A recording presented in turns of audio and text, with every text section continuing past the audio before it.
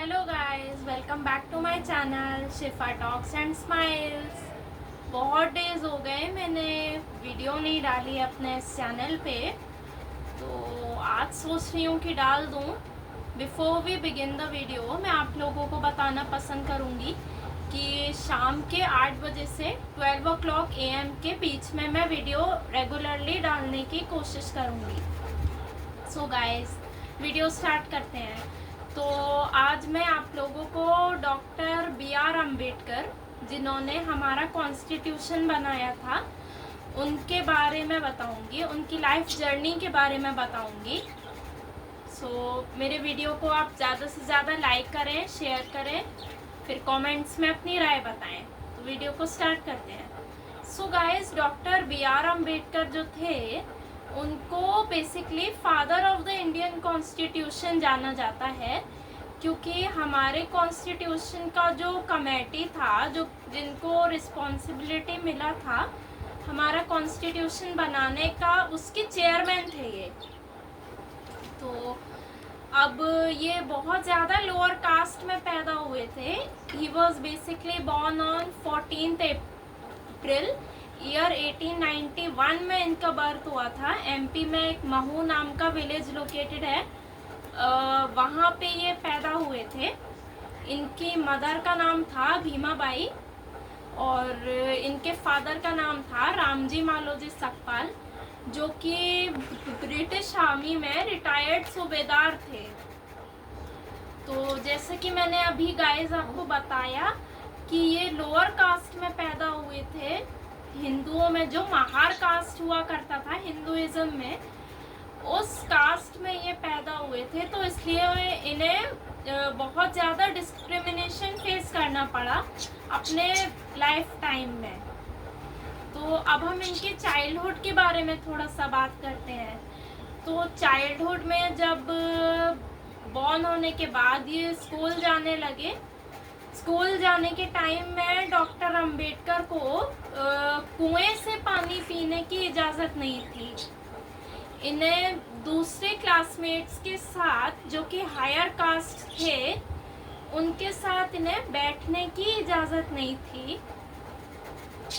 इनकी टच की हुई कोई चीज़ अगर डॉक्टर अम्बेडकर ने या उनके किसी फेलो मेट ने कोई चीज़ अगर टच कर दिया गलती से भी, तो वो जो हायर कास्ट लोग हुआ करते थे, वो उस चीज़ को नहीं वो कर सकते, यूज़ नहीं कर सकते।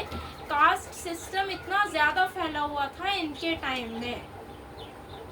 तो क्योंकि इन्हें स्कूल टाइम में डिस्क्रिमिनेशन बहुत ज़्यादा फेस करना पड़ा था, तो फिर भी इन्होंने सोचा कि मुझे पढ़ना है।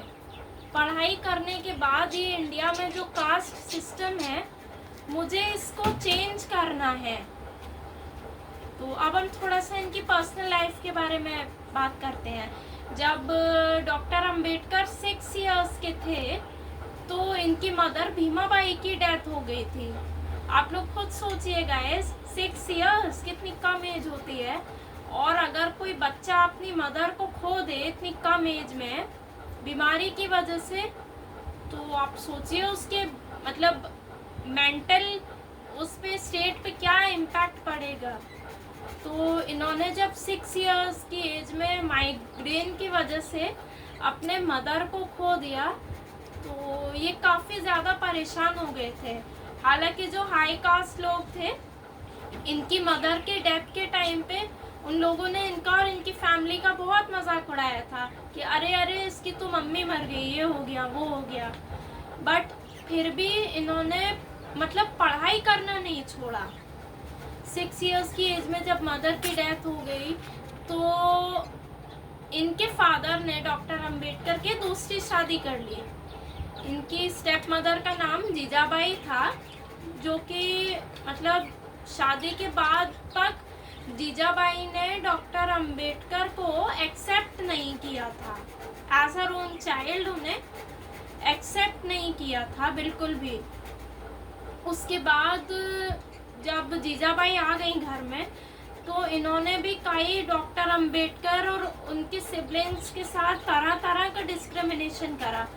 अब एक तो ये लोग खुद डिस्क्रिमिनेशन से डॉक्टर अंबेडकर परेशान थे, जो कि हायर कास्ट वाले ऑलरेडी कर रहे थे।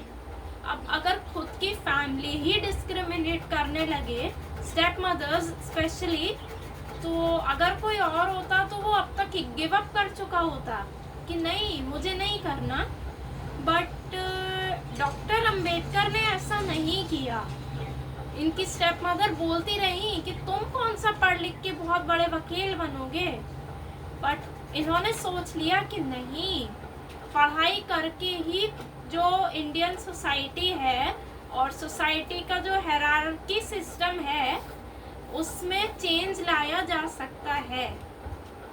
तो शादी जब हो गई, स्टेप मदर घर में आ गई, उसके बाद इन्होंने स्कूल से 1906 में डॉक्टर अंबेडकर और उनकी पूरी फैमिली बॉम्बे शिफ्ट हो गई थी। आज के टाइम में मुंबई बोलते हैं, बट वैसे बॉम्बे शिफ्ट हो गई थी।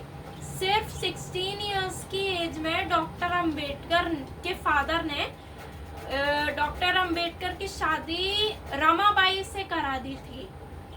रमाबाई गाइस डॉक्टर अंबेडकर की फर्स्ट वाइफ का नाम था। सेकंड वाइफ उनकी सविता अंबेडकर थी, जो कि बाद में आती हैं, बट फर्स्ट वाइफ रमाबाई थी। एज अ पार्टनर रमाबाई ने आफ्टर मैरिज डॉक्टर अंबेडकर को काफ़ी ज़्यादा सपोर्ट किया, मतलब उनकी स्टडीज़ को लेके और उनके पॉलिटिकल करियर को लेके काफ़ी ज़्यादा उन्होंने हेल्प की, सपोर्ट किया। सो अब 1906 में ही डॉक्टर अंबेडकर ने स्टीवंस कॉलेज में बॉम्बे के एडमिशन लिया, जहाँ से उन्होंने इकोनॉमिक्स में एमए किया, हिस्ट्री में एमए किया, सोशियोलॉजी में एमए किया, और इन 3 सब्जेक्ट्स में डॉक्टर अंबेडकर ने एमए किया। पूरे कॉलेज में मतलब सबसे ज़्यादा डॉक्टर अंबेडकर को जिस सब्जेक्ट में मतलब दिलचस्पी थी, that was economics. So economics में एमए करने के बाद फिर इन्होंने सोचा कि इन्हें लंदन में एडमिशन ले लेना चाहिए। लंदन में इन्होंने उसी ईयर में लंदन स्कूल ऑफ इकोनॉमिक्स में एडमिशन लिया, जहाँ से इन्होंने लॉ की पढ़ाई की, क्योंकि डॉक्टर अंबेडकर को लॉयर बनना था। तो लंदन स्कूल ऑफ इकोनॉमिक्स से उन्होंने लॉ की पढ़ाई करी, इकोनॉमिक्स की पढ़ाई करी। और मैं आपको बता दूं गाइस कि डॉक्टरेट की जो डिग्री है डॉक्टर अंबेडकर को, वो लंदन में ही कोलंबिया यूनिवर्सिटी से उन्हें मिली थी। कुल मिला के इनकी वैसे तो 35 डिग्रीज हैं। अगर आप और जानना चाहें तो मैं किसी डिफरेंट वीडियोस में इनकी डिग्रीज को मेंशन करूंगी। सो यहाँ ये डॉक्टर अंबेडकर पढ़ रहे थे लंदन में। साइकोलॉजी में भी इन्होंने एमए किया था, सेम स्कूल में लंदन में। अब 1913 में क्या होता है कि इनके जो फादर थे रामजी सकपाल, उनकी भी डेथ हो जाती है बीमारी की वजह से। उस वजह से वो काफ़ी ज़्यादा डेवोस्टेटेड स्टेट में आ गए थे कि पहले 6 इयर्स की एज में मदर को खोया, अब स्टेप मदर ने कभी एक्सेप्ट नहीं किया, तो अब फादर को भी खो दिया। तो फादर को खोने के बाद ये बहुत ज़्यादा दुखी हो गए थे। उसका रीज़न ये था कि फादर जो थे इनको काफ़ी ज़्यादा पढ़ाई में और कई चीज़ों में सपोर्ट किया करते थे। तो जब फादर की डेथ हो गई तो जाहिर सी बात है कि परेशान तो होंगे। इनके और भी सिबलिंग्स थे डॉक्टर अंबेडकर के। 3 बड़ी सिस्टर थी जिनका नाम था मंजुला, तुलसा एंड गंगाबाई। ये 3 सिस्टर्स थे। 2 ब्रदर थे, बाला एंड आनंद। उसमें से जो बाला इनके बड़े ब्रदर थे, उन्होंने कभी भी डॉक्टर अंबेडकर को पढ़ाई को लेके या उनके पॉलिटिकल करियर को लेके गाइस सपोर्ट नहीं किया था। तो अब यहाँ इनके फादर की डेथ हो गई 1913 में, तो कुछ टाइम के लिए पढ़ाई छोड़ के इन्हें इंडिया वापस आना पड़ा। जब ये इंडिया वापस आ गए तो इनकी जो वाइफ होती है रमाबाई, उनसे पूछा इन्होंने, रमाबाई ने मतलब पूछा डॉक्टर अंबेडकर से कि आप जो है मेरे पास वापस कब आएंगे, क्योंकि मैं जो हूँ ना, मतलब बेबी को पैदा रमाबाई उस टाइम करने वाली थी। तो डॉक्टर अंबेडकर उन्हें ये बताते हैं कि देखो रमा, अभी तो मुझे अपनी पढ़ाई करनी है, तो वापस आने में टाइम लगेगा। और गाइस मैं आप लोगों को बता दूं कि डॉक्टर अंबेडकर खुद तो पढ़े ही थे, बट उन्होंने अपनी वाइफ को भी काफ़ी ज़्यादा पढ़ाया था, क्योंकि उनकी सोच थी डॉक्टर अंबेडकर की कि वही सोसाइटी प्रोग्रेस कर पाएगी जिस सोसाइटी की जो लेडीज़ हैं जब वो पढ़ेंगी लिखेंगी। तो इसीलिए उन्होंने अपनी वाइफ को भी बहुत ज़्यादा पढ़ाया, उनको हर सब्जेक्ट की नॉलेज दी। तो अब गाइस डॉक्टर अंबेडकर की वाइफ ने 4 किड्स को जन्म दिया था। पहली जो गर्ल थी उनका नाम था इंदु, दूसरे सन थे इनके, उनका नाम था यशवंत, तीसरे थे राजरतन, और चौथे थे गंगाधर। तो ये 4 किड्स थे, बट अनफॉर्चुनेटली गाइस इनके 4 किड्स, बस एक यशवंत को छोड़ के बाकी सारे बच्चों को इनकी वाइफ ने और इन्होंने खो दिया था। क्योंकि क्या था गाइस, डॉक्टर अंबेडकर बहुत ज़्यादा गरीब थे ना, तो मैं आपको बताऊँ, आप बिलीव नहीं करेंगे, कई दिनों उन्हें खाना नहीं मिलता था, क्योंकि डॉक्टर अंबेडकर तो पढ़ने जाते थे ना, तो अपनी वाइफ को वो बहुत कम पैसे दे पाते थे घर का खर्चा चलाने के लिए। क्योंकि जब ये पढ़ने जाते थे तो लंदन में भी इन्हें काफ़ी ज़्यादा दिक्कतों का सामना करना पड़ा। जहाँ ये रहते थे तो रेंट पे इन्हें पढ़ने के लिए वहाँ की लाइट तक ऑन ऑफ करने का परमिशन नहीं था। इन्हें ये बोल दिया गया था कि 9:30 बजे तक तुम लाइट ऑन रख लो, उसके बाद चाहे तुम कुछ करो, लाइट ऑफ नहीं होगी। और एक इंसिडेंट तो इनकी लाइफ में ऐसा हुआ था गाइस, जिस इंसिडेंट ने इन्हें मतलब पूरी तरह शेक करके रख दिया अंदर से। वो इंसिडेंट क्या था वो मैं आपको किसी डिफरेंट वीडियो में बताऊंगी, नहीं तो अभी शॉर्ट में डिस्क्राइब कर दूंगी थोड़ी देर में। तो अब आगे बढ़ने से पहले इन्होंने कई बुक्स लिखी हैं, उन बुक्स के बारे में हम बात कर लेते हैं। सबसे पहला बुक था इनका एनाइलेशन ऑफ कास्ट, जो कि 1936 में पब्लिश हुई थी। इसमें डॉक्टर अंबेडकर ने कैसे कास्ट को हमें इंडियन सोसाइटी से हटाना है उस बारे में बात की थी।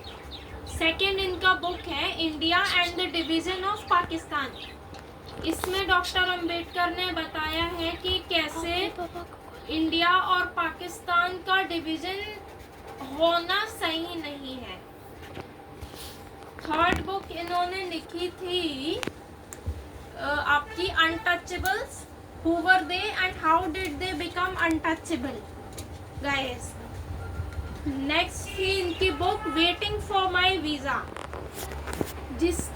जो कि इनका ऑटोबायोग्राफी है। अगर आप लोगों को इन बुक्स के बारे में और जानना है तो या तो आप इन बुक्स को ऑनलाइन चेक कर लें, नहीं तो मैं आपको कमेंट सेक्शन में आप मुझे बताएं, मैं इन बुक्स के ऊपर डिफरेंट वीडियो डालूंगी। तो अब इन्होंने कुछ न्यूज़पेपर्स पब्लिश किए थे।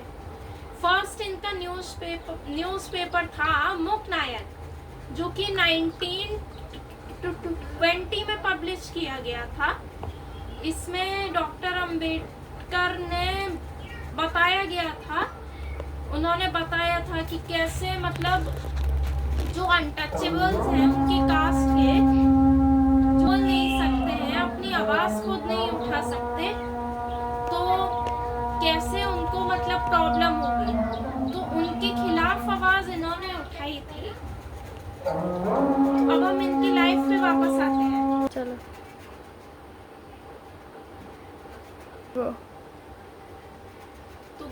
हम डॉक्टर अंबेडकर की लाइफ पर अब वापस आते हैं, तो मैंने आपको बताया था कि इन्होंने कितनी बुक्स लिखी हैं। मैं फिर से बता देती हूँ। पहली बुक थी वेटिंग फॉर माई वीज़ा, इनकी बायोग्राफी। सेकंड थी the untouchables, who were they and how they became untouchable. Third थी इनकी India and the division of Pakistan. और फिर 1920 में इन्होंने अपना न्यूज़पेपर पब्लिश किया था, मुकनायर, जो कि इनका सबसे फर्स्ट न्यूज़पेपर था। फिर उसके बाद 1921 में, उसके एक साल बाद, इन्होंने अपना बहिष्कृत भारत करके एक न्यूज़पेपर पब्लिश किया था। इन सारे न्यूज़पेपर्स में डॉक्टर अंबेडकर ने कास्ट सिस्टम के अगेंस्ट आवाज़ उठाई थी कि कैसे कास्ट सिस्टम लोगों को एक्सप्लॉइट कर रहा है। अब हम इनके कुछ मूवमेंट्स के बारे में बात कर लेते हैं। पहला इनका मूवमेंट था वाटर टैंक मूवमेंट, जो कि 1929 में इन्होंने किया था महाराष्ट्र में। तो हुआ क्या था गाइस, इनकी कास्ट के लोगों को टैंक से पानी पीना अलाउड नहीं था। हाई कास्ट लोगों ने मना किया हुआ था कि टैंक से पानी आप लोग नहीं पी सकते हो।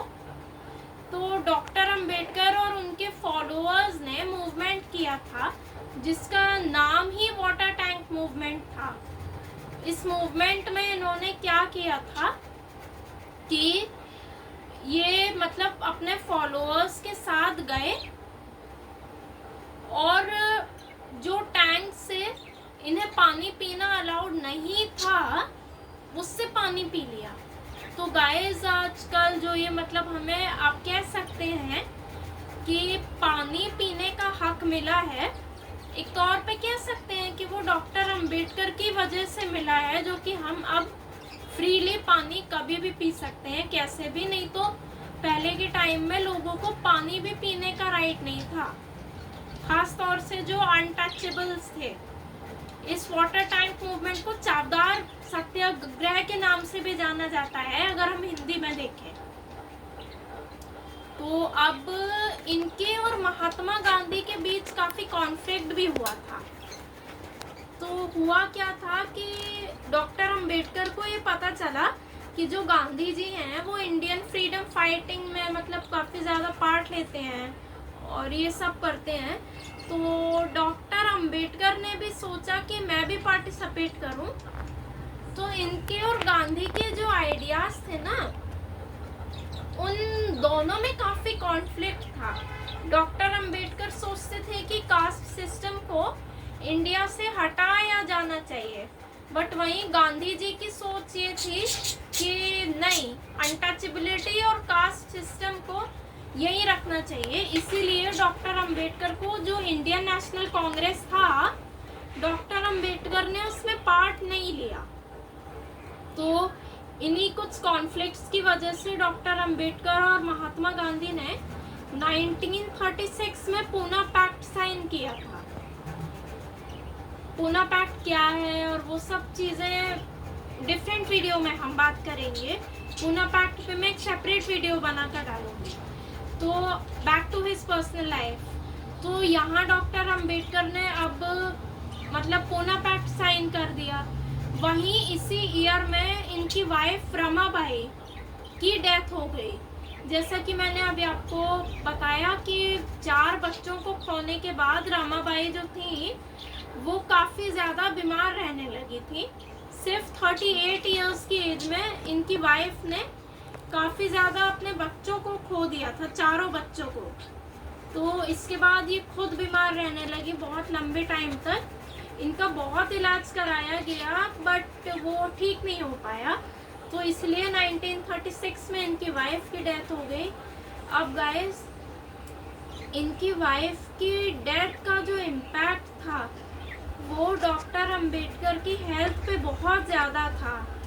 हुआ ये था कि वाइफ की डेथ के बाद ये काफ़ी दिनों तक ना मतलब आराम से सो भी नहीं पाते थे।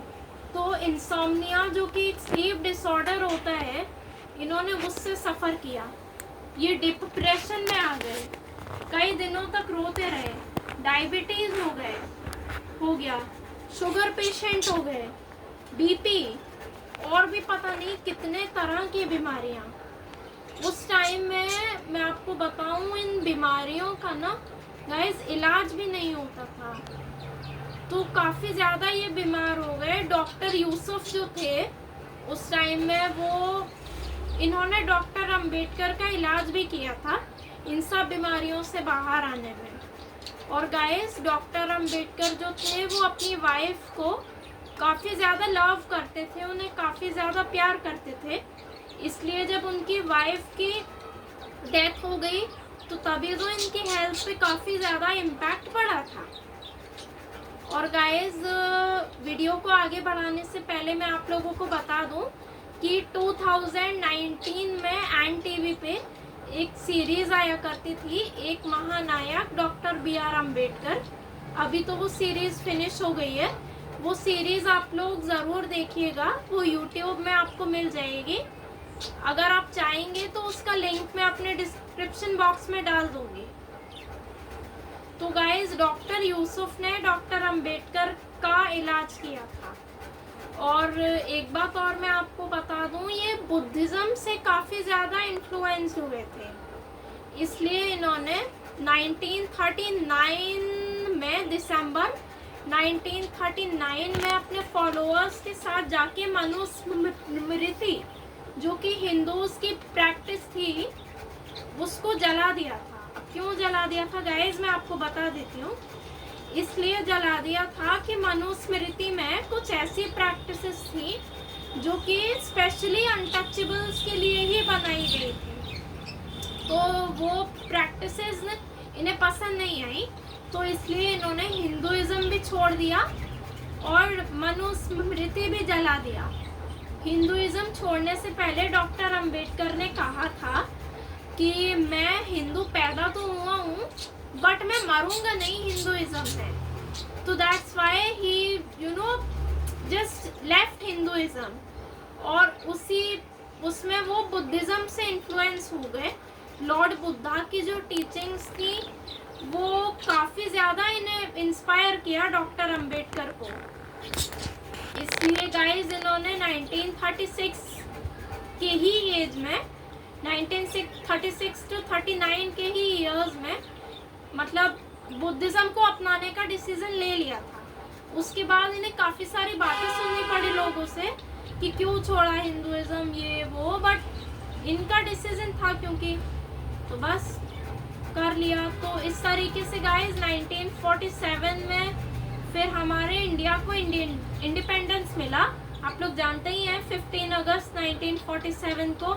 तो हमारे देश के जो फर्स्ट प्राइम मिनिस्टर थे after the independence, Pandit Jawaharlal Nehru ji, उन्होंने सोचा कि डॉक्टर अंबेडकर को कॉन्स्टिट्यूएंट असेंबली का चेयरमैन बना दिया जाए। तो इन्होंने डॉक्टर अंबेडकर से बात की।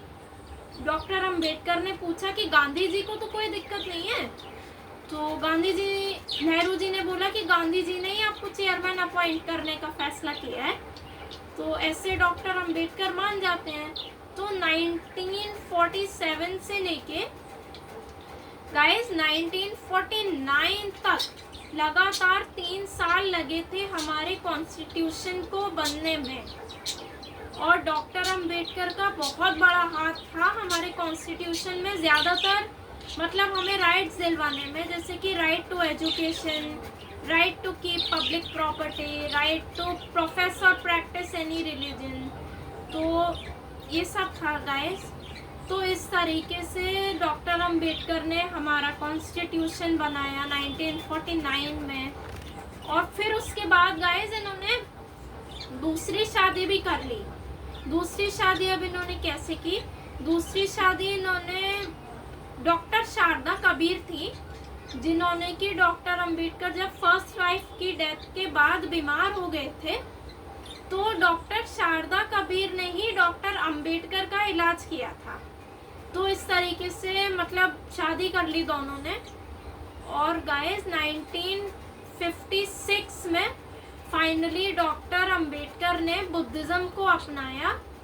और गाइस 6 दिसंबर 1956 को finally he passed away. Finally इनकी लाइफ जर्नी 6 दिसंबर 1956 को ख़त्म हुई। अब आप लोग खुद सोचिए पूरे देश में उस टाइम कितना मतलब सैड मोमेंट रहा होगा इनकी सेकंड वाइफ सविता अम्बेडकर के लिए तो स्पेशली। अगर आप लोग जानना चाहें तो डिफरेंट वीडियो में मैं आप लोगों को इनकी और सविता अम्बेडकर की लव स्टोरी भी बताऊंगी। So guys that's it for today's video. Please आप लोग सब्सक्राइब करें मेरे चैनल को, लाइक करें वीडियो को, कमेंट्स में मुझे अपना सजेशन दें और शेयर करें मेरे इस वीडियो को ज़्यादा से ज़्यादा लोगों के साथ। Thank you.